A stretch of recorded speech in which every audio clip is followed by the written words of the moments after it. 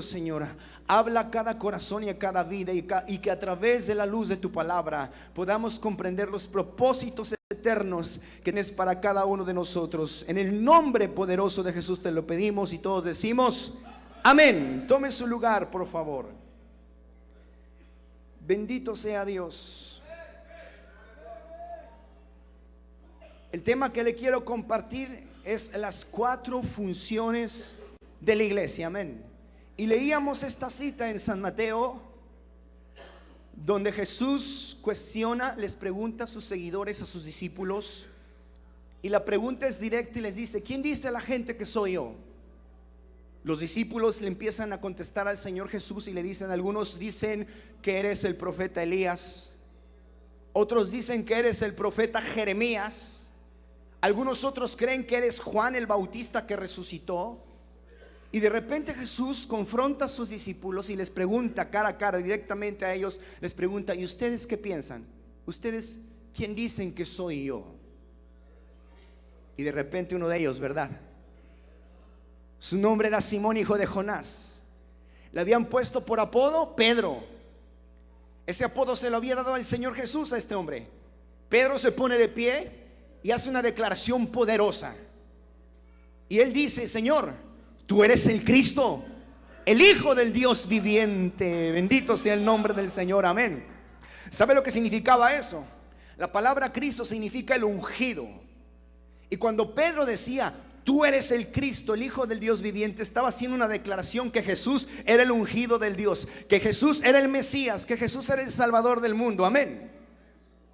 Ante tal declaración, hermanos, Jesús le dice a Pedro: y tú eres Pedro, y sobre esta roca edificaré mi iglesia, y las puertas del Hades no prevalecerán contra ella. Déjeme explicar un poco este versículo porque ha sido objeto de confusión. Hay una religión muy común en el mundo que ha tomado este versículo y lo ha malinterpretado, pensando que cuando Jesús dijo en el verso 18: mas tú eres Pedro, y sobre esta roca edificaré mi iglesia, piensan que Jesús estaba refiriendo a Pedro como la roca donde iba a edificar Jesús su iglesia. Eso está mal, eso está erróneo. Cuando Jesús a Simón, hijo de Jonás, le puso por apodo Pedro, que en el griego, en la palabra griega, en el original griego es Petros, significa una pequeña piedra, no una roca, una pequeña piedra. Eso significa Pedro, Petros en griego. También se le conoce en el arameo como Cefas. Pablo habló de Cefas, Pedro, y tiene el mismo significado, una pequeña piedra. Pero aquí Jesús, en esta expresión: y sobre esta roca edificaré mi iglesia, y las puertas del Hades no prevalecerán contra ella, no se estaba refiriendo a Petros o a Pedro o a una pequeña roca, sino se estaba refiriendo al fundamento eterno de los siglos, a Él mismo, a Jesucristo, el Rey de Reyes y el Señor de Señores. Él es la roca inconmovible, amén. ¿Sí está entendiendo eso? Entonces, ¿sobre quién se iba a edificar la iglesia? ¿Sobre Pedro? ¿Sobre algún hombre? ¿O sobre el Señor Jesús? Sobre el Señor Jesucristo, amén. Esto se cumplió, mire.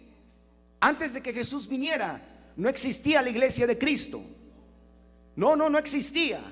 Conocemos en tiempos antes de Cristo que Dios, en su gracia, dentro de todos los pueblos y naciones del mundo, solo escogió a uno, el pueblo de Israel, y lo llamó, y tuvo un trato con él para salvación. Y en aquel tiempo solo existían 2 pueblos para Dios: el pueblo escogido, que era el pueblo hebreo, el pueblo de los judíos, la nación de Israel, y los gentiles. ¿Quiénes eran los gentiles? Todas las demás naciones. Pero pasa algo glorioso y dice Cristo: voy a levantar, voy a edificar una iglesia con un propósito, y las puertas del infierno, las puertas del Hades no prevalecerán contra ella. ¿Y cuándo se cumplió eso? No le voy a hacer la historia muy larga, pero todos conocemos que Jesucristo vino a esta tierra, que Dios, el Verbo, se hizo carne y habitó entre nosotros, y vimos su gloria, gloria como del unigénito del Padre, lleno de gracia, lleno de verdad. Conocemos la historia, el mundo lo celebra cada Navidad. Jesús nació en el vientre de María siendo virgen, por concepción y poder del Espíritu Santo. Vivió 30 años en esta tierra, y a la edad de 30 años empezó a predicar la palabra, a sanar enfermos, a resucitar muertos, a limpiar la piel de leprosos. Iba con las gentes más necesitadas, porque él decía esto, que los sanos no tenían necesidad de médicos, sino los enfermos. Iba con los pobres, con las prostitutas, con las rameras, con la gente que no quería, comía con ellos, y de esa manera les compartía el amor del Padre. Pero llegando al cumplimiento de su misión a la edad de 33 años, él fue a la cruz a morir por ti, por ti y por mí. Derramó su sangre por nuestros pecados. El mismo Jesús que días atrás dijo: sobre esta roca edificaré mi iglesia, y las puertas del Hades no prevalecerán contra ella, tuvo que ir a cumplir su misión en la cruz del Calvario. Dice la Biblia en el libro del profeta mesiánico Isaías que él fue azotado, que él fue herido, que él fue desfigurado, que se burlaron de él y lo tuvieron por poco y menospreciado, herido por Dios y azotado por Dios. Pero dice el profeta Isaías que él fue herido por nosotros, por nuestras rebeliones, por nuestros pecados, y que el castigo de nuestra paz fue sobre él, y por su llaga fuimos todos curados. ¿Cuántos pueden levantar su mano y bendecir el nombre del Señor Jesucristo en esta noche, hermano? Bendito sea el nombre del Señor. En la cruz pasa algo glorioso. Jesús estaba cumpliendo su misión, siendo el Cordero de Dios que quitaba el pecado del mundo. Y cuando Jesús entrega su espíritu y muere, según la costumbre de los romanos, van a comprobar que realmente él, como los dos ladrones o malhechores que estaban a su lado, estuvieran muertos. Los romanos, para comprobar que aquellos que eran crucificados estaban muertos, les quebraban los pies. Les quebraban los pies para comprobar, y si no estaban muertos, también para acelerar el proceso de muerte, porque al quebrarle los pies ya no tenían soporte. Su cuerpo caía, todo el peso de su cuerpo caía sobre sus pulmones y se asfixiaban más rápido. Los romanos quiebran los pies de los dos ladrones, pero cuando estaban a punto de quebrar los de Jesús no lo tocaron, porque la profecía decía que del Mesías ningún hueso sería quebrado. Pero para comprobar su muerte, los romanos tomaron una lanza y se le incrustaron, se le encajaron, atravesaron su costado con aquella lanza. ¿Alguien se acuerda de eso? ¿Y se acuerda, amada iglesia, qué brotó de donde hirieron el costado de Cristo? Agua y sangre. Esto es un misterio, es un simbolismo espiritual. La Biblia dice en Efesios capítulo 5, hablándole a los matrimonios, que tienen que amar a sus esposas, los esposos, como Cristo amó a la iglesia. Y así como Cristo se entregó por ella, habiéndola purificado en el lavamiento, en el lavacro. Pero quiero explicarle esto porque aquí es donde Jesús empezó a edificar su iglesia. Cuando a Jesús le perforan el costado con aquella lanza y sale agua y sangre, escuche esto, lo que pasó. Tiempo atrás, el primer ser humano llamado Adán pecó, y por él entró el pecado y la muerte. Y así la muerte pasó a todos los hombres. Pero se le dio una palabra profética a la mujer, que de su simiente se levantaría un hombre también, que le aplastaría la cabeza a la serpiente y traería salvación a su pueblo. Un segundo Adán. Y ponga atención, cuando Dios creó a Adán la primera vez, dice la Biblia que Dios dijo: no es bueno que el hombre esté solo.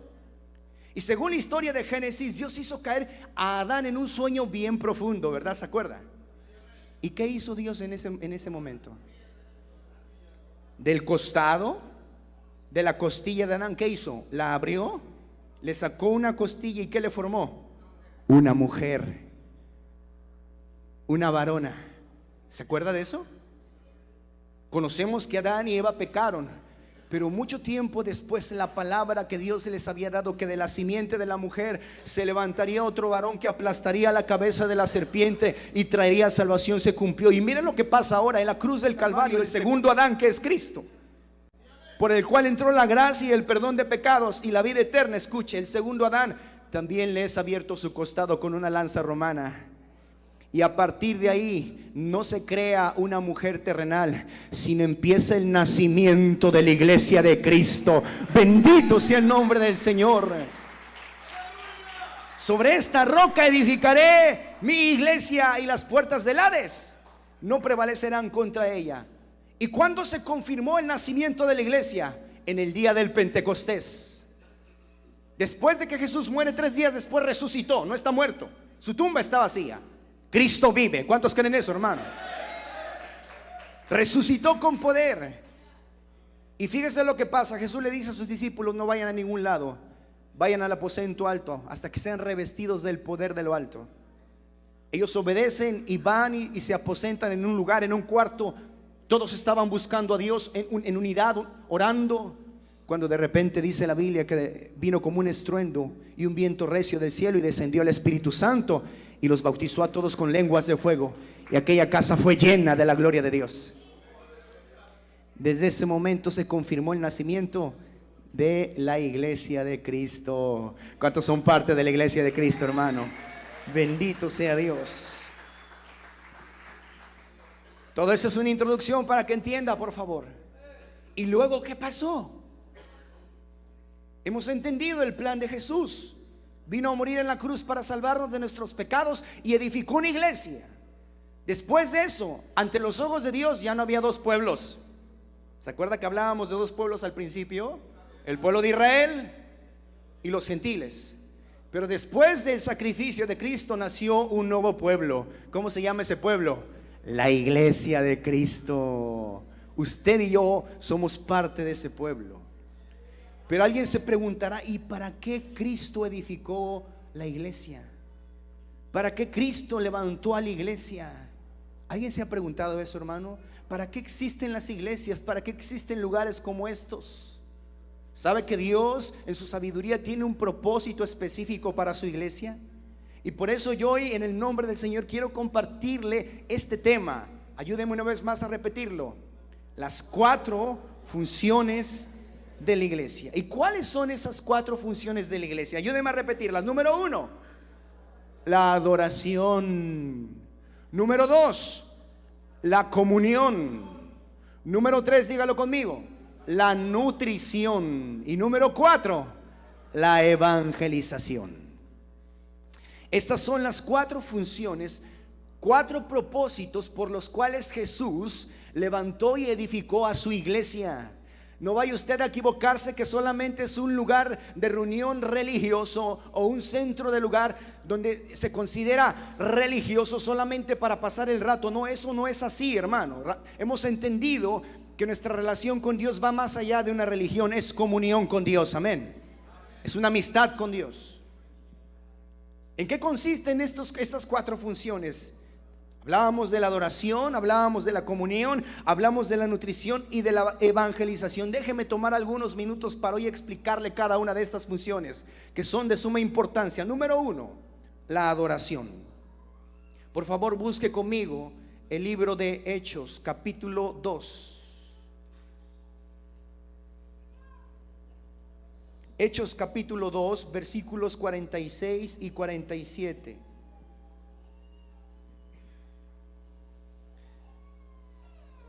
Dice la palabra del Señor, hablando de la primera iglesia que se levantó, que se le conoció como la iglesia primitiva. Mire lo que dice la Biblia acerca de ellos. Hechos capítulo 2, verso 46 y 47, dice así: y perseverando unánimes cada día en el templo y partiendo el pan en las casas, comían juntos. ¿Cómo? Con alegría y sencillez de corazón. ¿Y qué más hacían? Dice el verso 47: alabando a Dios y teniendo favor con todo el pueblo. Y el Señor añadía cada día los que habrían de ser salvos. ¿Para qué se reunía la primera iglesia después de que Cristo vino a esta tierra? La iglesia primitiva. Para alabar a Dios. El primer propósito que tenemos, hermano, como iglesia de Cristo, todos los que la conformamos, sean hombres, mujeres, ancianos, dicho con respeto, jóvenes, niños, es adorar a Dios. ¿Sabe, hermano, que dice la Biblia que fuimos creados para la alabanza de su nombre? Jesús le dijo a la mujer samaritana, después de una plática larga, le explicó acerca de la adoración y le dijo que Dios busca adoradores. ¿Qué está buscando Dios? Adoradores. A ver, dígale a la persona que está a su lado: Dios está buscando adoradores. Dígale a alguien: Dios está buscando adoradores. Pero no cualquier tipo de adorador. Dice la Biblia que busca adoradores en espíritu y en verdad. Y de tales adoradores Él se agrada. Hemos malinterpretado el concepto de adoración y pensamos que la adoración es solamente cantar algunos cantos o algún estilo de cantos. Si son tranquilos y suavecitos es adoración. La alabanza es una forma de adorar a Dios, pero no es la única. Tu vida, tu testimonio, tus palabras, tus actitudes, tus ofrendas, tus diezmos, es otra manera de adorar a Dios. Dele fuerte el aplauso al Señor, hermano.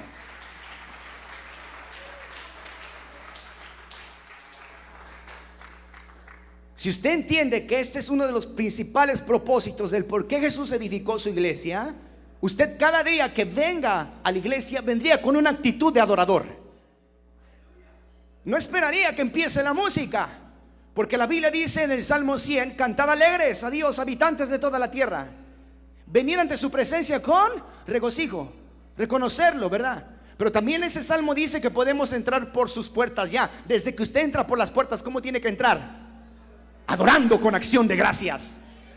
Imagínese eso, que cada vez que usted entre, en vez de estar pensando dónde me voy a sentar y qué voy a hacer, usted entre bendiciendo el nombre del Señor, diciéndole: gracias, Señor, porque me rescataste, porque soy tu iglesia, porque estoy en tu casa y he venido a alabarte y adorarte. Ese es el propósito. Quiero explicarle algo. Decíamos que la alabanza es una de tantas formas o maneras de adorar a Dios, pero no es la única. Alabamos a Dios por sus hechos. La alabanza es una proclamación de los hechos poderosos de Dios. Amén. ¿Alguien me puede mencionar algo que sepa de Dios que ha hecho con poder sobre la tierra? ¿Algún acto, señal, milagro, prodigio? ¿Alguien sabrá de algún hecho potentoso de Dios? Dice el hermano Wences: abrió el mar. Aleluya. ¿Qué más ha hecho Dios? Resucitó a los muertos, dice el hermano. Caminó sobre las aguas. Y yo hago otra pregunta: ¿y en su vida no ha hecho nada? ¿No ha pasado nada? ¿A cuántos Dios los ha sanado? ¿A cuántos Dios los libró de la muerte, del suicidio? Transformó sus vidas, les perdonó. Tienes mucho por qué adorar y bendecir el nombre de Dios. Amén. De eso se trata, hermano. Venid, postrémonos, dice el Salmo, y adoremos delante de Jehová nuestro Hacedor. ¿Cuántos hoy vinieron a adorar a Dios? Pues entonces levante sus manos y con sus palabras adora al Señor. Dígale: te adoro, Señor, bendito sea tu nombre. Gracias por tu amor y por tu misericordia. La iglesia lo hacía, era la primera iglesia. Recuerde, fue la primera iglesia que nació. No había tantos concilios, tantas denominaciones. Existía una sola iglesia y era la iglesia primitiva. Pero en sus orígenes y en sus inicios empezaron adorando el nombre del Señor.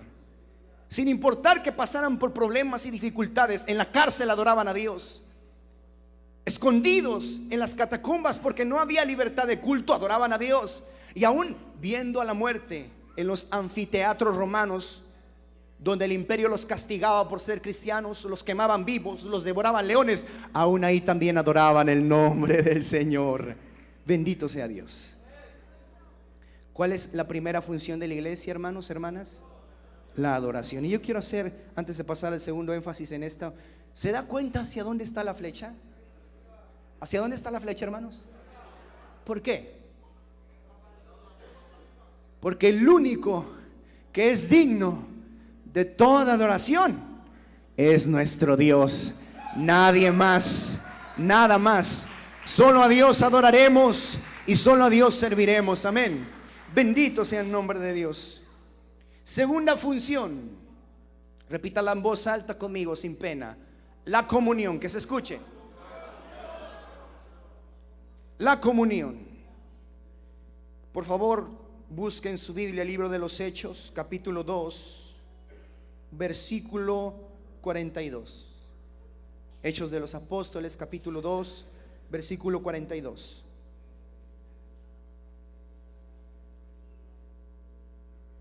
Dice la palabra de Dios así: y perseveraban en la doctrina de los apóstoles, en la comunión, que dice allí, unos con otros, en el partimiento del pan y en las oraciones. Diga conmigo, repita conmigo esto por favor en voz alta: perseveraban en la comunión unos con otros.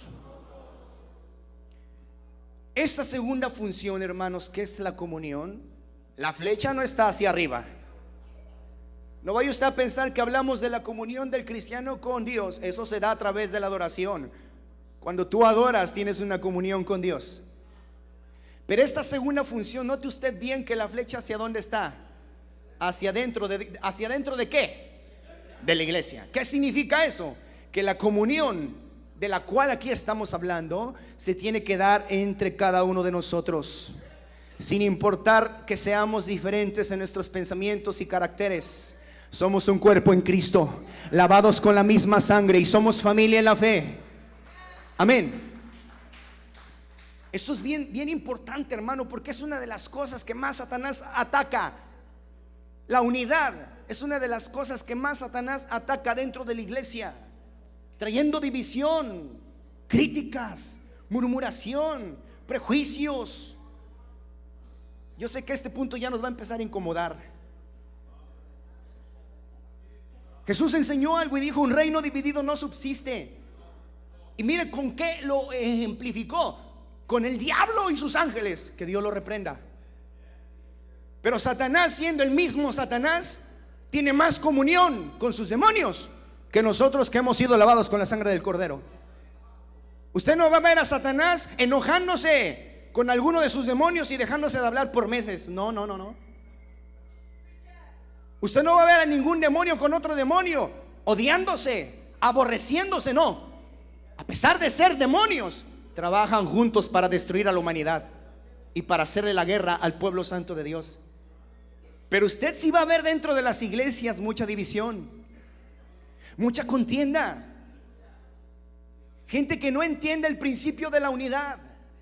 Y quiero explicar este principio porque cuando Jesús tiene la oportunidad de elevar una oración al Padre antes de cumplir su misión, Él ora, y bien pudo haber pedido un avivamiento para la iglesia, bien pudo haber pedido una ola de milagros y de señales y prodigios, bien pudo haber pedido bendiciones. Era Jesús, el Hijo de Dios, orando, pero no pidió ninguna de esas cosas. En San Juan capítulo 19, ¿sabe cuál fue la oración de Jesús? Dijo: Padre, que todos sean uno, así como tú y yo somos uno, para que el mundo lo vea y te glorifique, Padre. Bendito sea el nombre del Señor.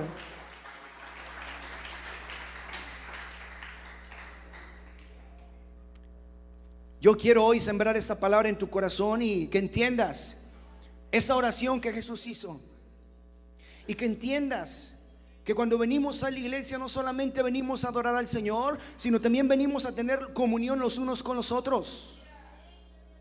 No puedes dejar que la malicia, que la contienda y que las diferencias te separen de tus hermanos. No puedes dejar que los problemas y las adversidades hagan que tú odies o aborrezcas a alguien. La Biblia dice que en cuanto dependa de nosotros, hagamos el bien, mayormente a los de la familia en la fe. ¿Quién es la familia en la fe, hermanos? Voltea con la que está a tu lado. Espero que sea alguien que, pues, aunque no te caiga bien, ¿verdad? Pero voltealo a ver y dile: mi hermano. Saluda a alguien, por favor, con mucho amor. Saluda a alguien, extiéndele la mano a alguien, por favor. Dile: mi hermano, mi hermana, Dios te bendiga.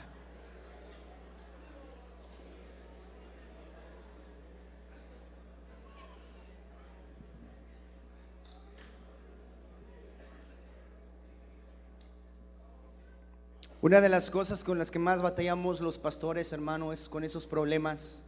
Oiga, qué triste es que de repente llega un hermano o una hermana y dice: hermano, me voy de la iglesia. ¿Por qué se va, hermana? Porque el hermano o la hermana fulana de tal no me saludó y me mató. Aleluya. Y por eso se quieren separar de la iglesia. Imagínense nada más. Hay otros que de repente se estornan: es que habló mal de mí. Y hermano, ¿usted está segura de eso? ¿Tiene testigos? Bueno, es que yo vi que estaba con otra persona y cuando yo los volteé a ver se empezaron a reír y yo pienso que estaban hablando mal de mí. Y a veces ni siquiera son cosas reales, solamente son imaginaciones que produce una malicia en el corazón. Aquel que entiende esta función y que entiende lo que la iglesia primitiva hacía, dice que perseveraban en la doctrina de los apóstoles, pero también perseveraban en la comunión unos con otros. Todas las cosas las tenían en común. Partían el pan, sus bienes los compartían entre ellos. Qué triste hoy que es que la iglesia no entienda eso y aprenda a vivir en comunión. Y por ejemplo, yo sé que aquí no pasa, hermano. En mi iglesia sí. Yo creo que aquí no. Pero qué triste es que, por ejemplo, en convivios donde hay comida y a la gente que le toca servir, algunos no lo hacen como dice la palabra. El que sirve con liberalidad, hágalo, sin hacer acepción de personas. Sí, eso es parte de tener una comunión. Desde esos detalles se muestra la unidad y la comunión. Yo le dije que aquí no pasa, en mi iglesia sí. Ay Dios, ese silencio como que ya me está preocupando, hermanos. Todas las cosas las tenían en común. Pero mire, siempre el diablo va a buscar la manera de evitar que la unidad esté en la iglesia. ¿Sabe por qué? Porque en el mundo hay un proverbio que dice: la unidad hace la fuerza. Por eso Jesús dijo: un reino dividido no subsiste. Qué triste es que en la iglesia haya envidias, egoísmos, contiendas, no solamente unos con otros, sino aún en contra del liderazgo, en contra del pastorado, y alguien se levante con envidia y con ambición mala espiritual, aparentemente justificándolo, y quieran dividir el cuerpo de Cristo. El cuerpo de Cristo no está dividido, hermano. El cuerpo de Cristo es uno solo.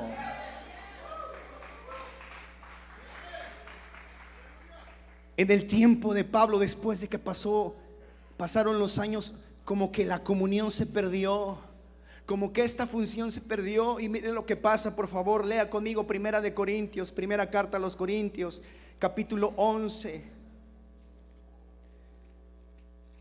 Bendito sea Dios. Primera de Corintios, capítulo 11, verso 18, dice así: pues en primer lugar, cuando os reunís como iglesia, oigo que hay mucha comunión, mucho amor, mucha unidad. Así dice.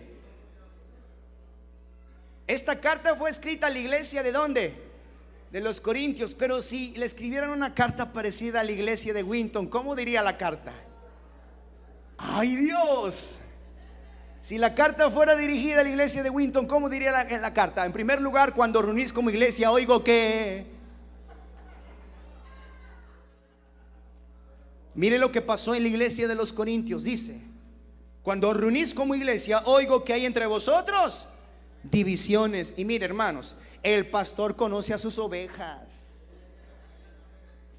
Jesús lo dijo, que él las llama por su nombre. Igual a los pastores terrenales que Dios ha levantado, hermano, conocemos a nuestras ovejas. Sabemos quiénes son leales, fieles y obedientes, y quiénes batallan, quienes son gente de amor y perdón y buscan unidad, y quienes de repente no, son muy sensibles, hay que tratarlas con pinzas. Cuidado. ¿Por qué digo esto? Porque Pablo dice: yo oigo que hay entre vosotros divisiones. ¿Y qué dijo Pablo? Sí, lo creo, y en parte lo creo. No podemos dividirnos, hermano. Yo quiero invitarle en el nombre del Señor que usted fomente en esta iglesia hermosa la unidad, la comunión.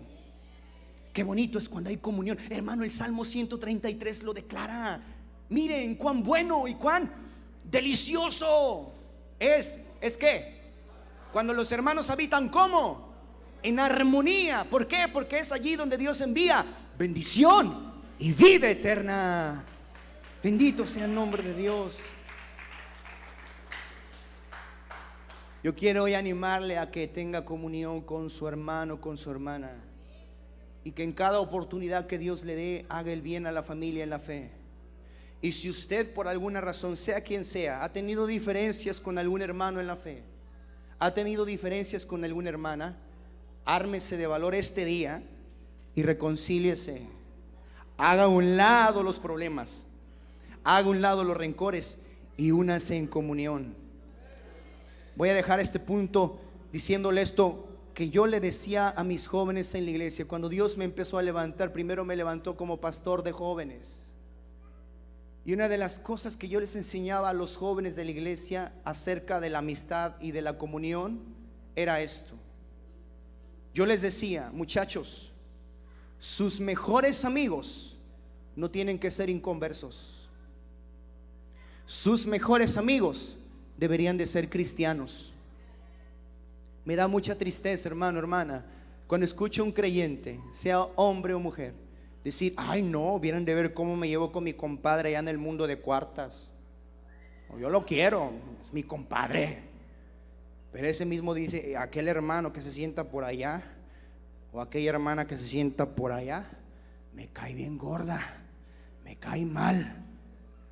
Y hacen una diferencia entre gente que no ha sido lavada con la sangre del Cordero, y tienen por preferencia gente que no es creyente. No, hermano, eso quiero dejártelo en el corazón. Hombres, mujeres, todos, niños, jóvenes, nuestros mejores amigos deben de ser cristianos.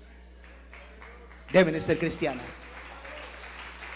Bendito sea Dios. ¿Cuántas funciones llevamos? Ayúdeme a resumirlas una vez más. Número 1, la adoración. Número 2, la comunión. Tercera función, dígalo conmigo, la nutrición. Por favor, busca ahí en su Biblia el libro de los Hechos, capítulo 11.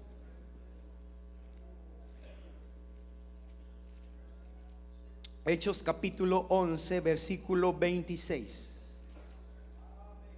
Gloria al Señor. Hechos capítulo 11, verso 26. Dice la escritura así: y se congregaron allí todo un año con la iglesia, y enseñaron a mucha gente. Y a los discípulos se les llamó cristianos por primera vez. ¿Dónde? En Antioquía. Mire lo que hacía la iglesia al nacer. Enseñaban a otros. ¿Qué les enseñaban? La palabra de Dios, la doctrina que Dios les había dado para que la iglesia se formara. Este punto, esta tercera función que le llamamos la nutrición, también su flecha está en dirección adentro de la iglesia. Cada vez que nosotros nos congregamos en la iglesia, no solamente lo hacemos para adorar a Dios y para tener comunión nosotros, sino también lo hacemos para nutrirnos, para ser enseñados, para escuchar la palabra de Dios. El deseo de Dios es que esta palabra, como una semilla, caiga en tu corazón como una tierra buena y dé fruto, cual a 30, cual a 60 o cual a 100 por uno. Si tú te distraes, si tú no entiendes la palabra y dejas que el malo, el afán, la preocupación la ahogue, esta palabra va a ser infructuosa y tu vida nunca va a ser transformada. Nunca te vas a nutrir. Déjeme explicar un poco acerca de la nutrición. Sabemos que todo ser humano, para existir, vivir, sobre todo cuando está en la etapa de crecimiento siendo un niño, necesita comer bien. Diga conmigo, comer bien. Cuando la persona come bien, cosas que son nutritivas, es donde dentro de su sistema digestivo se da la nutrición. ¿Y qué es eso? Bueno, es el proceso donde dentro de nuestro organismo los nutrientes son absorbidos por el cuerpo. ¿Y qué produce eso? Bueno, que el cuerpo crezca. ¿Qué produce eso? Que el cuerpo se fortalezca. ¿Qué produce eso? Que el cuerpo desarrolle defensas, que su sistema inmunológico esté fuerte y que cuando venga un virus, una enfermedad a quererlo atacar, el cuerpo lo resista. Todo eso trae la nutrición. Pero repito, para que una nutrición se dé hay que comer bien. Dígale a la persona que esté a su lado, a ver si, aunque esté enojada, dígale: tienes que comer bien, hermana, hermano.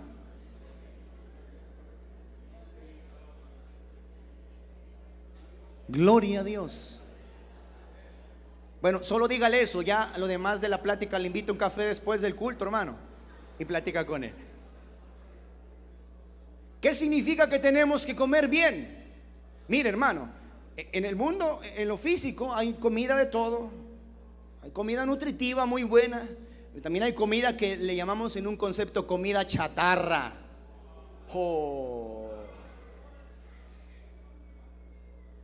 Y la comida chatarra también llena, pero no nutre. En lo espiritual es igual. Gracias a Dios que tenemos su palabra. Dice la Biblia, no solo de pan vive el hombre, necesita la palabra que sale de la boca de Dios. Pero repito, hoy podemos estar aquí escuchando la palabra, no sé cuántos seamos, somos muchos. Pero la pregunta es, ¿estás recibiendo la palabra? ¿Estás recibiendo el maná que desciende del cielo? ¿Lo estás digiriendo, entendiendo, aplicándolo para ti? No pensando, ahí le hablan a mi hermano, o ahí te hablan, hermano. No. ¿Estás comprendiendo que es para ti? Porque mire, yo veo a gente que está ahorita escuchando la palabra, pero están así. Otros están como si estuvieran pensando, no sé, si en la luna, en el trabajo.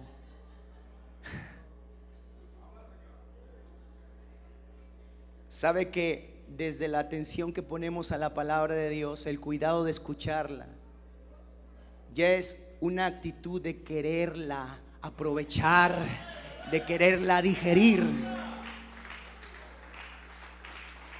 Le voy a decir algo más y no se enoje conmigo, pero desde estar en el lugar dispuesto, presto y atento, sin perder la atención. Yo sé que hay gente que tal vez está enferma o enfermo y necesita ir al baño muy frecuentemente, pero hay sanos que no lo necesitan. Y en la prédica se les antoja justamente ir al baño y perderse un tiempo especial de la palabra de Dios. Ay, Señor. ¿Sí me está entendiendo? Esta palabra es viva y eficaz. Es poderosa. Esta palabra tiene el poder de transformar cuando la recibimos y de fructificar en nuestra vida. Pero requiere atención. Y qué hermoso es cuando una persona tiene hambre de la palabra de Dios. Entiende que la persona que se para aquí no habla de su propia cuenta o de sus propias palabras, trae palabra de Dios, y que Dios en su gracia usa a todos para hablarnos. Esas personas que están atentas, receptibles, oye, qué hermoso que esas personas no solamente tienen atención, sino son disciplinadas. Cada vez que van a la iglesia, ¿saben que vienen a qué? A nutrirse. Y vienen con el plato grande, ¿verdad? Quieren servirse con la cuchara grande. Vienen preparados para escuchar palabra de Dios. Y traen su Biblia. A ver, todos los que trajeron su Biblia, por favor, levanten su Biblia. Gloria a Dios. ¿Y los otros? Hermano, si no tiene Biblia, compre una.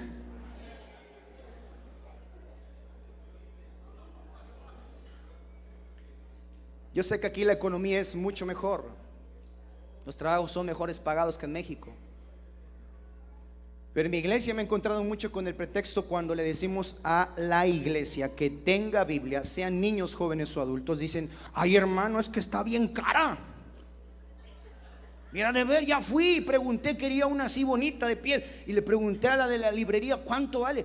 Allá en México más o menos una Biblia así son como 500 pesos. Es mucho, eso es el salario de una semana, imagínense. Y yo le digo, hermano, no es pretexto para no invertir en la palabra de Dios. Y yo le pregunto, hermano, ¿tiene celular? Y dice, hasta se lo esconde. ¿Por qué, hermano? Me dice, ¿tiene celular usted? Sí. ¿Y cuál trae? A ver. Yo sé que si pregunto cuál traen aquí, casi todos traen iPhone. Allá en México nos conformamos con Samsung, Motorola. Pero saca su celular y yo lo veo, ay hermano, trae buen celular, trae doble cámara, 13 megapíxeles, Wi-Fi, redes sociales. ¿Cuánto le costó su celular, hermano? Ay hermano, ¿cuánto le costó? 5,000 pesos. Ah, 5,000 pesos. ¿Y usted estuvo dispuesto a invertir 5,000 pesos en un celular, pero no quiere invertir 500 pesos en una Biblia?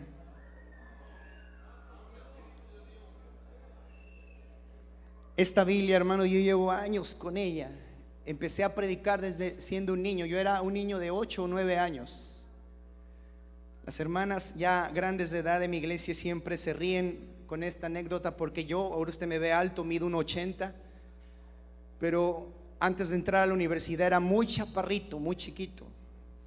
Gracias a Dios que un hermano que tenía ganado nos regalaba peroles de leche de vaca, como 3-5 litros. En mi casa no les gustaba, a mí me encantaba y yo me terminaba esa leche. Yo creo que Dios usó esa leche para... Pero cuando yo era un niño me ponía en el púlpito, 8 años, chaparrito, y predicaba. No se me veía más que el mechón, hermano. Y yo le decía a la iglesia: tenemos que cuidar a nuestros hijos, porque si no cuidan, mire lo que yo decía, nuestros hijos. Yo ni hijos tenía, pero tenemos que cuidar a nuestros hijos, porque si no cuidamos a nuestros hijos, Satanás se los va a llevar al infierno. Desde los 9 años yo predicaba, hermano. Y la primera Biblia que yo tuve, no trabajaba, y esto lo doy como consejo a los padres. La primera Biblia que yo tuve fue una Biblia como esta, es de estudio, Thompson. Mi madre me la regaló para predicar la palabra de Dios. Me explicó cómo usarla. La tuve durante muchos años hasta que se echó a perder por el uso. Empecé a trabajar en mis primeros trabajos, no ganaba mucho, y yo dije: voy a comprarme una Biblia. Y fui a la librería y le dije a la persona encargada: quiero una Biblia Thompson, porque con esa yo aprendí. Me dijo: muy bien. Y como me vio jovencito, me sacó la más económica, pasta de cartón. Y yo la vi y dije: no, esa no me gusta. Y dije: oiga, yo sé que hay mejores. ¿Cómo viene esto? Me dijo: viene por versiones, esta es la económica. La buena es de piel y está en color negro y color café, es grande. Yo dije: yo quiero esa. Y la señora me ve y me dice: hijo, ¿estás seguro? Yo quiero esa. Le dije: por favor, enséñamela. La sacó de su caja bien bonita, hermano. Era esta Biblia, justamente la sacó. Yo dije: esta es la que yo quiero. ¿Cuánto vale? Y yo sentía que tenía el dinero suficiente. ¿Cuánto vale? 950 pesos, hijo. Y dije: ay, Señor, no me alcanza. La hermana se me quedó mirando y me dijo: hijo, ¿cuánto traes? Digo: traigo como 500 pesos. Voy a juntar. Me dijo: no te vayas sin la Biblia. Me tuvo la confianza, me la dio, le aboné los 500 pesos y a un mes junté lo otro y se la pagué.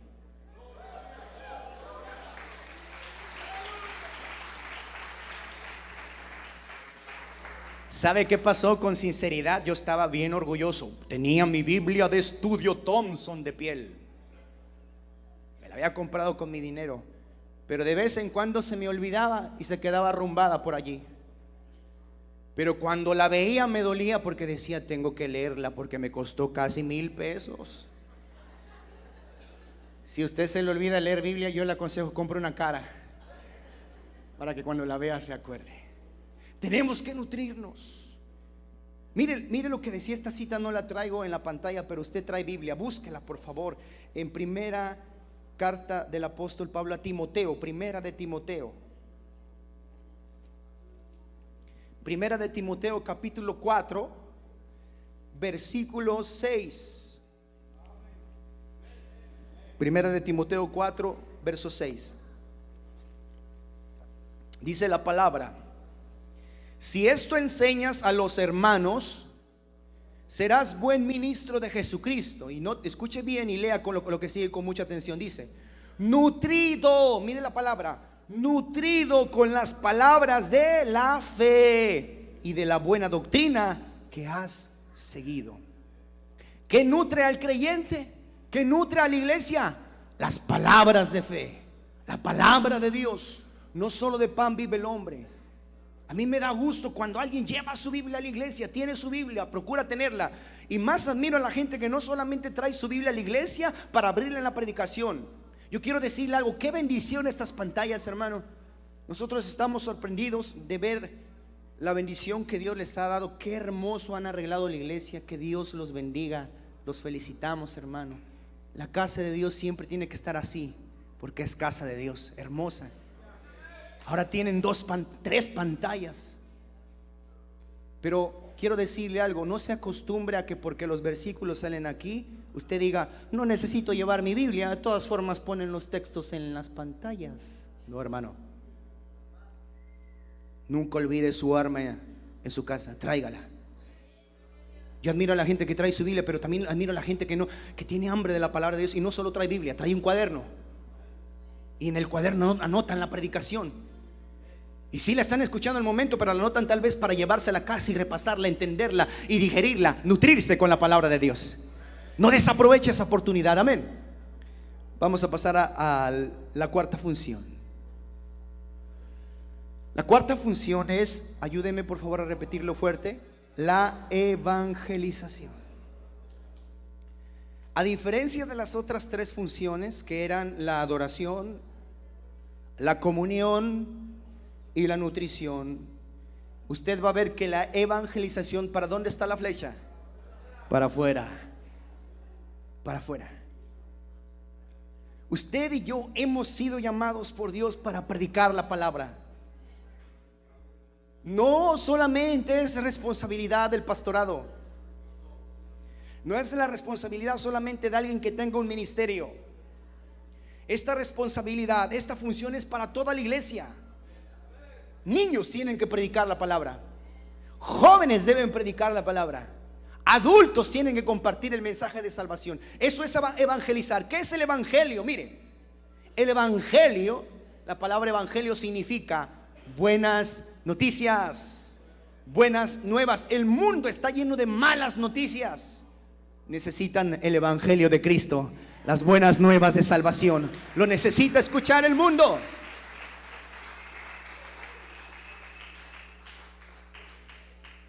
Hay gente que solamente escucha cosas negativas allá afuera, y en medio de su necesidad se le acercan personas a decirle: no puedes, eres un fracasado, eres una fracasada, eres un inútil, para ti no hay futuro. Pero eso es lo que dice el mundo. Pero el evangelio dice: sí puedes, Cristo te ama, Cristo quiere ayudarte, puedes ser victorioso, puedes salir adelante con la ayuda de Dios.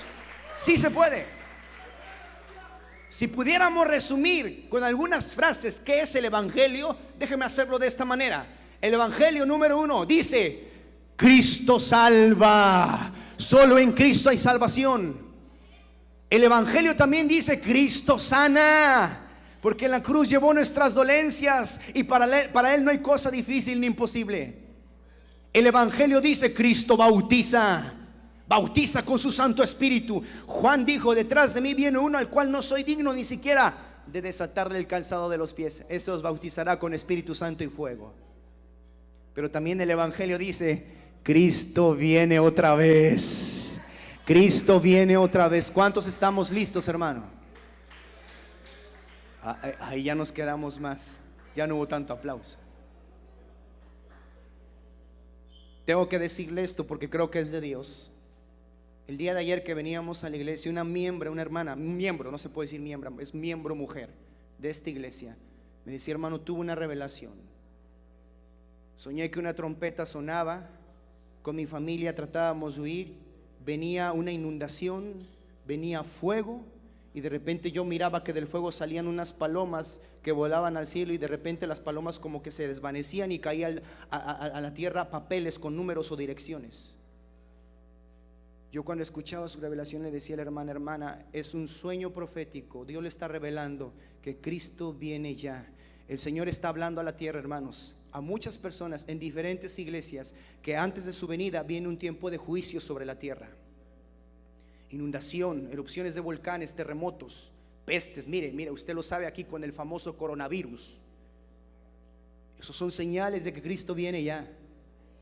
Pero también Dios está diciendo que aquel que esté bajo la cobertura de Dios, bajo la sombra del Altísimo, no le alcanzará ningún mal, estará protegido por el poder de Dios.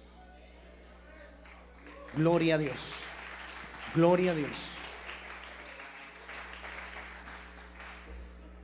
Yo quiero hoy invitarle a que usted evangelice. Marcos, Mateo, Lucas, todos los evangelios hablan acerca de la necesidad de predicar. Entendemos la gran comisión que se dice en Mateo capítulo 28, pero en San Marcos 16 es clara y dice: id por todo el mundo. ¿Y qué hay que hacer? Predicad el evangelio a toda criatura. El que creyere y fuere bautizado será salvo, el que no creyere será condenado. La iglesia primitiva lo entendió, recibieron la unción del Espíritu Santo y salieron a predicar. Mire lo que pasó. Primera de Corintios, búsquelo. Primera de Corintios capítulo 14 versículo 26.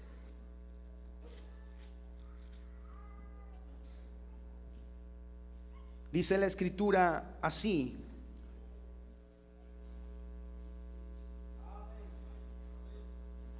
Le di mala cita, perdón. Es, gloria a Dios, Hechos capítulo 4 verso 31. Por favor búsquelo. Hechos capítulo 4 verso 31. La cita ya la habíamos leído, la anterior. Hechos 4:31. Dice así: cuando hubieron orado, el lugar en que estaban congregados tembló, y todos fueron llenos del Espíritu Santo. Y esta expresión es poderosa. Dice: y hablaban con denuedo. Repita conmigo esta palabra, por favor: denuedo. Hablaban con denuedo la palabra de Dios. ¿Qué es denuedo? Fuerza. ¿Qué es denuedo? Valor, valentía. ¿Qué más es denuedo? Pasión. Aquel que no siente eso no va a poder compartir de esta manera la palabra. Si tú sabes que esta palabra te cambió la vida, restauró tu vida, te dio bendición, no deberías de callarte. Deberías de predicar. No deberías de tener vergüenza. Deberías de decir, como decía el apóstol: no me avergüenzo del evangelio, porque es poder de Dios. Y a todas las personas que Dios pusiera a tu alrededor, sea familia, sean amigos, sean compañeros de trabajo, compañeros de escuela, tú deberías de compartirles acerca del amor de Cristo. Es tu hermano, es parte de la evangelización que Dios quiere que la iglesia haga. Hermano, allá afuera se están perdiendo mucha gente. Yo me gozaba con el testimonio que nos compartía el pastor Juan en nuestra llegada, de un hombre valiente que fue a evangelizar y se trajo a personas a la casa de rehabilitación. Y nos decía el pastor que una de esas personas le agradeció y le dijo: gracias, porque yo estaba a punto de quitarme la vida antes de que tú llegaras. Si tú no puedes sentir la carga en tu corazón por el perdido, por el necesitado, tú no estás entendiendo entonces esta función y propósito. No solamente es venir y adorar a Dios y tener comunión y escuchar la palabra de Dios. Como cuarto propósito es que una vez que tú veniste y adoraste a Dios, te gozaste en su presencia, tuviste comunión con tus hermanos en la fe, escuchaste la palabra de Dios. Tu siguiente misión es: sal de esta puerta a predicar las buenas nuevas del evangelio de Cristo.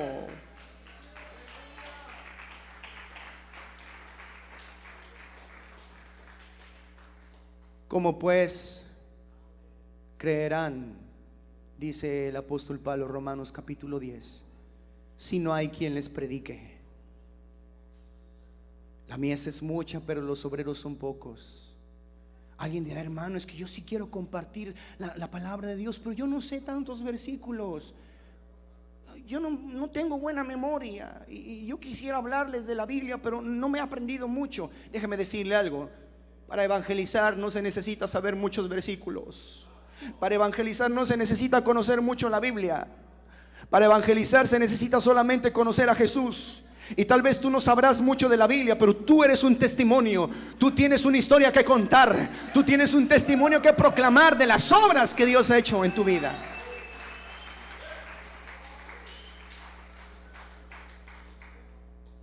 Hechos capítulo 15, versículo 3. Estoy llegando a la parte final de esta predicación.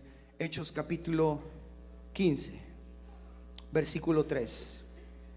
Dice así: ellos, pues, habiendo sido encaminados por la iglesia, pasaron por Fenicia y Samaria, contando la conversión de los gentiles, y causaban gran gozo a todos los hermanos. Dice la Biblia que cuando un pecador se arrepiente, hay gozo y fiesta en los cielos.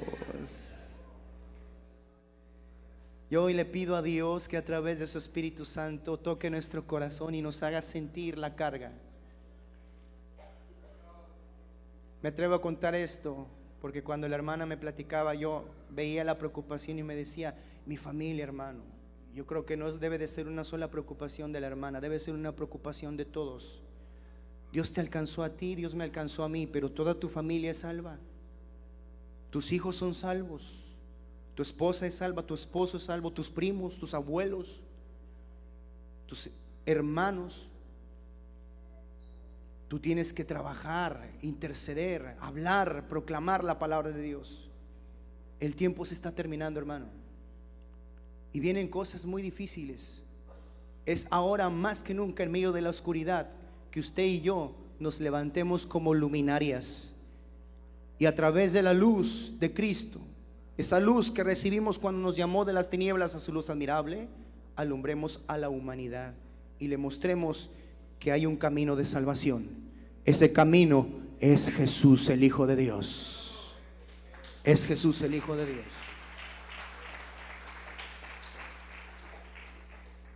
Hay muchas formas de evangelizar, hermano. No soy bueno hablando, compre tratados y regale chicks, de esos famosos chicks. Usted puede hablar, hable, predique la palabra. Busque la forma. Yo me acuerdo, hermano, que, y con esto termino, ese testimonio termino. ¿Me puedes ayudar? Yo cumplí mis 18 años en México, la mayoría de edad.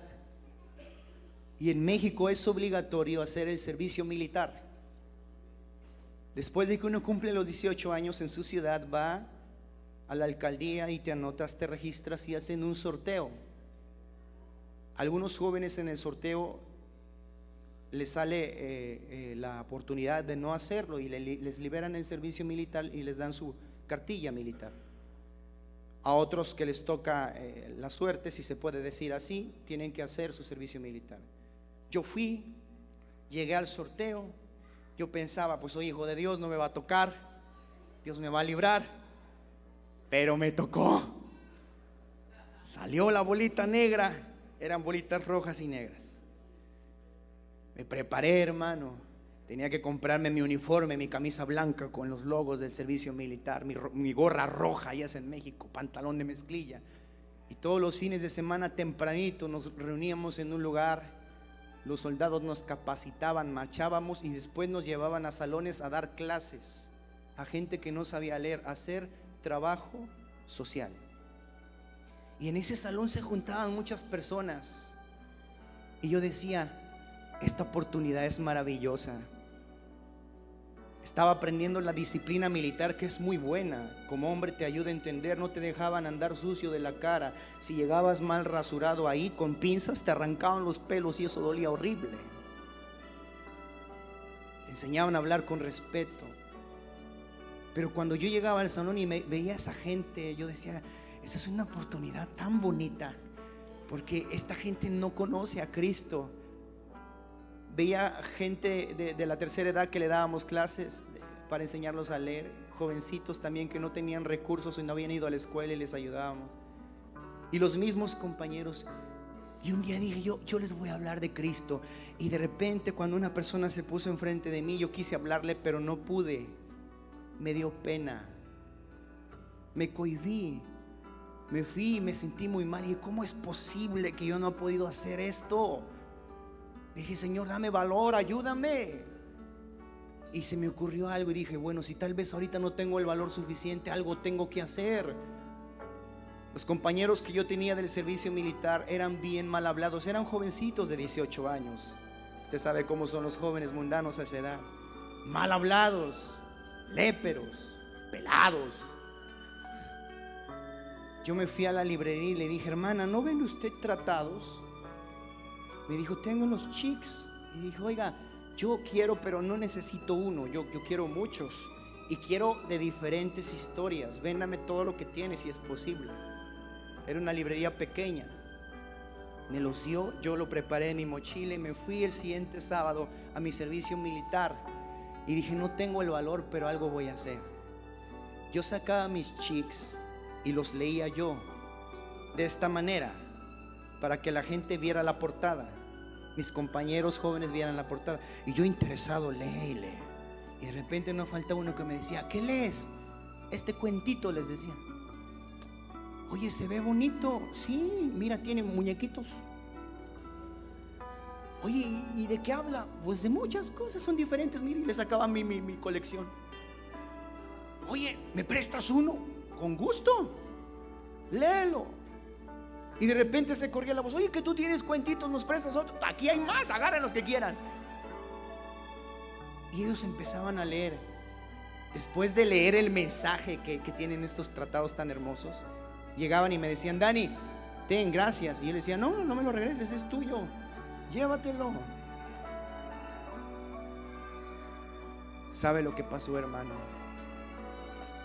Hace unos años, antes de casarme, fui a una campaña a un pueblo cerca de mi ciudad y me tocó compartir la palabra y cantar. Y cuando terminé, se acercó un muchacho de mi edad y dije: yo lo conozco.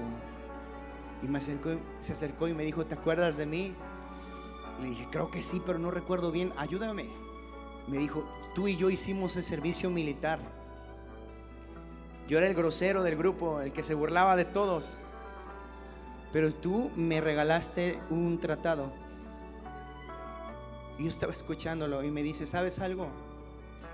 Cuando yo lo leí, lo tomé por poco, pero un día después pasé por un problema y me acordé de lo que decía ese tratado.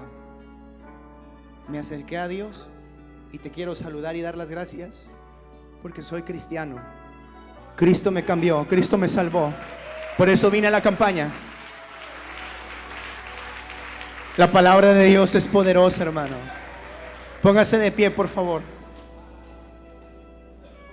Póngase de pie, estamos terminando. Ayúdeme, por favor, a recordar cuáles son las funciones de la iglesia. Las 4 funciones de la iglesia. Número 1, dígalo: la adoración. Número 2, la comunión. Número 3, la nutrición. Y número 4, la evangelización. Y quiero terminar con este versículo. Así como está de pie, no se siente. Por favor, busque 1 Corintios capítulo 14. 1 Corintios capítulo 14, versículo 26. Los que no traen Biblia, léanlo con nosotros en las pantallas, por favor. Con este verso vamos a terminar. Dice la palabra de Dios así: ¿qué hay pues, hermanos? Mire la pregunta: ¿qué hay pues, hermanos?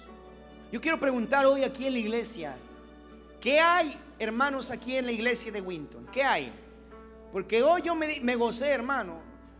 Se acercó una de las hermanas y nos decía, porque nos tocó hace tiempo traer el curso de Soy Minor, de tratar de darles un poquito de enseñanza a los hermanos que estaban interesados en servir a Dios en la alabanza, y decían: hermana, tápense los oídos para que no escuchen nuestros errores. Yo no escuché errores, yo escuché gente que hoy tocó muy hermoso para el Señor y que van creciendo. Creo que hay buenos músicos en esta iglesia. ¿Qué más hay en la iglesia de Winton? Hay casas de rehabilitación, ¿verdad? Y buenas. Hay hombres que quieren servir, hay mujeres que quieren servir. Mire qué hermoso equipo tienen de multimedia. Los que se encargan de las cámaras, de la transmisión en vivo a través de las redes. Que Dios los bendiga. ¿Qué más hay en la iglesia? El pastor Juan nos enseñaba un video de los jóvenes que salieron y convivieron. Creo que hay una hermosa juventud aquí en esta iglesia también.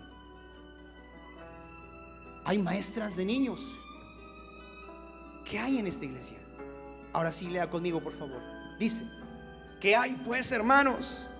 Cuando os reunís, cada uno de vosotros tiene salmo, tiene doctrina, tiene lengua, tiene revelación, tiene interpretación. ¿Qué tiene que hacer con todo eso? Hágase todo, ¿para qué? Para la edificación de la iglesia. Lo que Dios te haya dado, hermana, hermano, en lo que tú sirvas a Dios, haz un lado cualquier sentimiento contrario a la unidad. Haz un lado cualquier sentimiento contrario al amor. Si vas a servir a Dios en la alabanza, cantando, predicando, compartiendo, sirviendo en las cámaras, hazlo entendiendo que estás haciéndolo para el Señor y para la edificación de su iglesia. ¿Sí está entendiendo eso? No caigas caigas en la envidia ni en la vanagloria de decir, es que yo puedo hacer las cosas bien y lo hago bien. No te olvides que la gloria es de Dios y que todo lo que hacemos es para edificar, para construir, para levantar, para restaurar, para amar a la iglesia de Cristo. Aún aquellos que predicamos, hermano, a veces es fácil pararse aquí, predicar y darle palo a todos y exhortarlos. Y sí, a veces es necesario.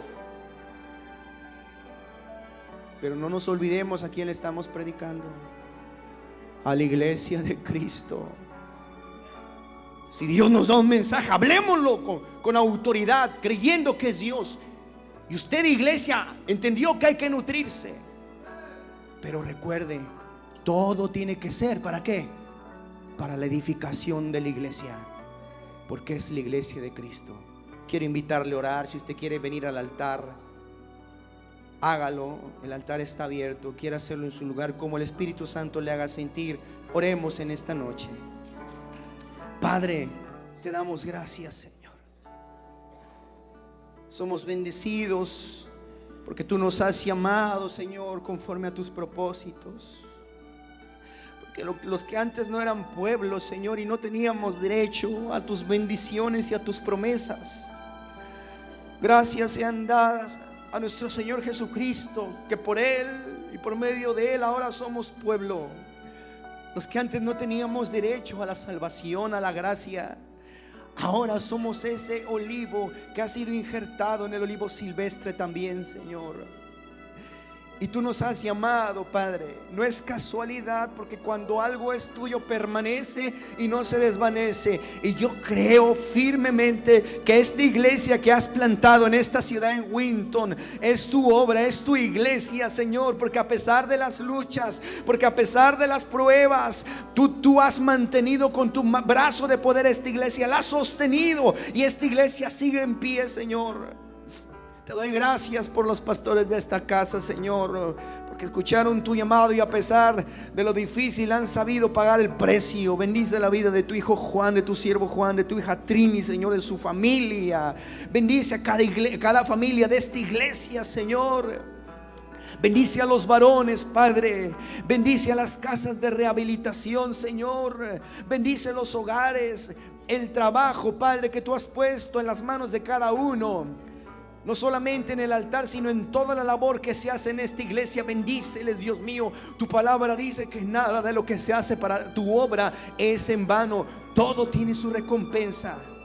Señor, si el enemigo ha querido traer división, si el enemigo ha querido sembrar discordia entre hermanos, hoy que tu gracia, que tu Espíritu Santo y que tu amor vengan a cada vida y a cada corazón y nos hagan entender, Señor, la necesidad de funcionar sanamente como iglesia, de dejar a un lado las divisiones, las críticas y las murmuraciones, de hacer uso del amor y del perdón y de la misericordia, Señor. Une esta iglesia para tus propósitos. Yo sé que esto no es el final, al contrario, es el principio de muchas cosas, Padre, porque está declarado en tu palabra que la gloria postrera será mayor que la primera, Señor. Síguete glorificando, salvando vidas, restaurando corazones, Señor, usando la vida de cada uno de esta iglesia conforme a tus propósitos, Padre. Yo te doy gracias, Señor, porque en esta ciudad te plació levantar esta hermosa iglesia con un propósito bien definido. Te doy gracias porque le diste la visión correcta a tus siervos para guiarla. Te doy gracias porque tu mano poderosa les ha sostenido, Señor. Bendecimos tu nombre, Padre. Que cada uno de los que están aquí, Señor, hoy puedan sentirse parte de esto, y lo que el enemigo haya querido sembrar en sus corazones sea quitado. Si alguno por alguna razón se ofendió, se lastimó, Señor, hoy que tu gracia, hoy que tu amor venga a sanar heridas, y que cada uno de los que hoy escuchamos esta palabra la pongamos por obra en nuestros corazones, Señor, y como iglesia nos levantemos para cumplir tu misión, Padre. En el nombre de Jesús te lo pedimos. Amén y amén. Pónganse de pie un momento. Quiero hacer algo con ustedes. Puede regresar a su lugar si quiere hacerlo. Pero antes de dejar el lugar y terminar con este tiempo,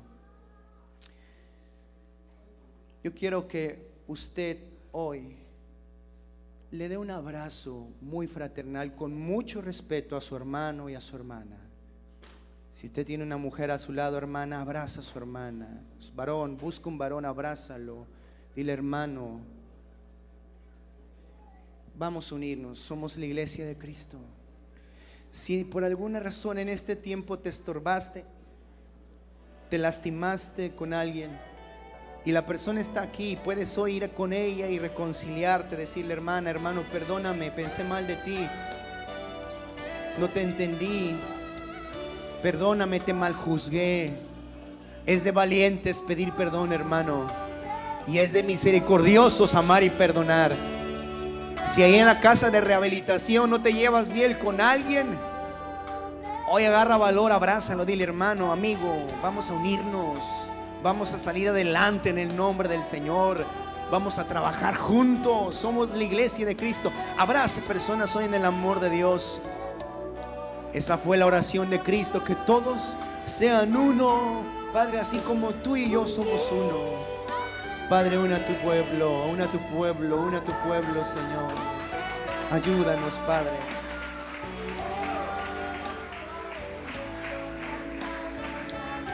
Aleluya.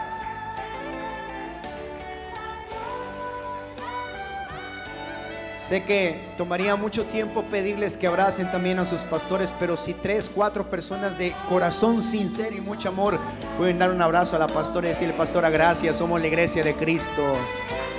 Si por ahí ve al pastor, abrácelo también, pastor, somos la iglesia de Cristo.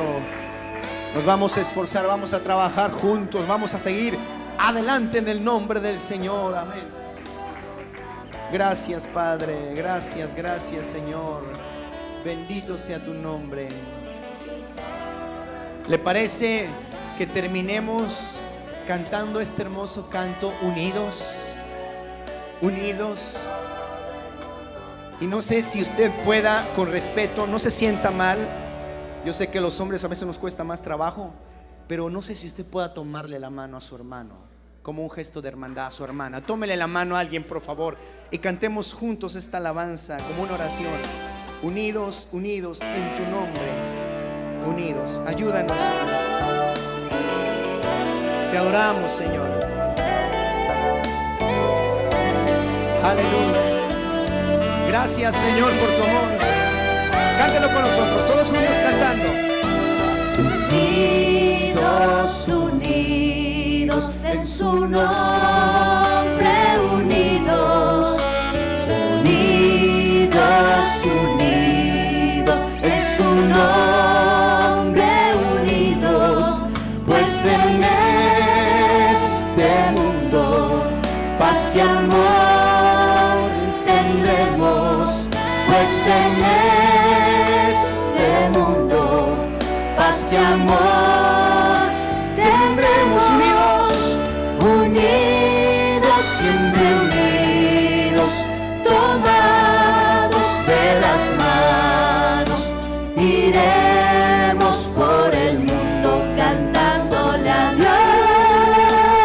La gloria de Jesús, La gloria de Jesús al fin resplandecerá, y todo el mundo sabrá que solo tú eres Dios. la gloria de Jesús, La gloria de Jesús al fin resplandecerá, y todo el mundo sabrá que solo tú eres Dios. todo el mundo tiene que saberlo. Vamos a decirlo. Y todo el mundo sabrá que solo tú eres Dios. Sí, Señor. Y todo el mundo sabrá que solo tú eres Dios. Dele fuerte el aplauso al Señor. Amén. Bendito sea el nombre del Señor. Damos gracias a Dios, hermano, por este tiempo. Recuerde que el sábado está la cena de matrimonios. Nadie falte, todos los que tienen esposa, aprovechen.